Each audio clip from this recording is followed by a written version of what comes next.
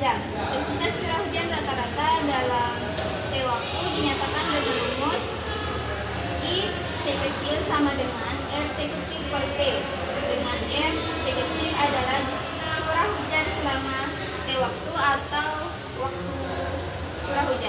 Rumus yang keempat adalah rumus yang dikemukakan oleh Dr. Ishiguro 1953 atau yang disebut juga dengan rumus Mononobe, yaitu I sama dengan R 24 per 24 dikali 24 per T pangkat R. Rumus ini merupakan kombinasi dari ketiga rumus sebelumnya. Rumus ini digunakan untuk menghitung intensitas curah hujan setiap waktu berdasarkan curah hujan harian. Keterangan I artinya intensitas curah hujan dalam milimeter per jam. T adalah lamanya curah hujan menit atau untuk rumus nomor 4 dalam satuan dalam jam. A, B, N, M merupakan tetapan. R24 adalah curah hujan maksimal 24 jam dalam satuan mililiter. Kedua adalah rumus yang dikemukakan oleh Prof. Talbot 1881, yaitu I sama dengan A per T pangkat N. Rumus ini banyak digunakan karena mudah diterapkan, karena tetapan tetapan A dan B ditentukan dengan harga-harga yang dibuat. Yang ketiga ada rumus yang dikemukakan oleh Prof. Siemens 1905, yaitu I sama dengan A per akar T plus B. Rumus ini mungkin cocok untuk digunakan dalam jangka curah hujan yang lebih lama atau lebih dari 2 jam. Distribusi curah hujan. Distribusi curah hujan berbeda-beda sesuai jangka waktu yang ditinjau, yakni curah hujan tahunan, curah hujan bulanan, curah hujan harian, dan curah hujan hujan. Perhitungan debit banjir sungai dengan daerah pengaliran yang kecil, yaitu dengan cara penyisiran dan cara perhitungan curah hujan jangka waktu pendek untuk penentuan volume debit, konstruksi seperti gorong-gorong, saluran air, dan lain-lain. Dapat dilihat dari grafik berikut, maka semakin lama curah hujan dalam satuan menit, maka intensitas curah hujan akan semakin meningkat.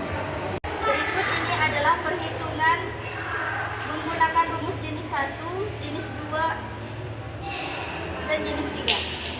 Pertama-tama ditentukan harga tiap suku dalam rumus jenis 1, jenis 2, dan jenis 3. Tabel perhitungan 3 jenis rumus intensitas curah hujan bisa dilihat dari tabel berikut. Yang pertama yaitu rumus yang sering digunakan di Jepang. Rumus kedua yaitu rumus yang dikemukakan oleh Prof. Talbot 1881. Dan rumus yang ketiga yaitu rumus yang dikemukakan oleh Prof.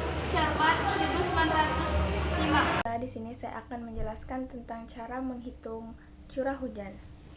Perhitungan dengan cara kuadrat terkecil atau Lestari Square merupakan cara untuk menentukan tetapan-tetapan pada rumus ke-1-3 yang ditemukan berdasarkan cara kuadrat terkecil dengan menggunakan data curah hujan.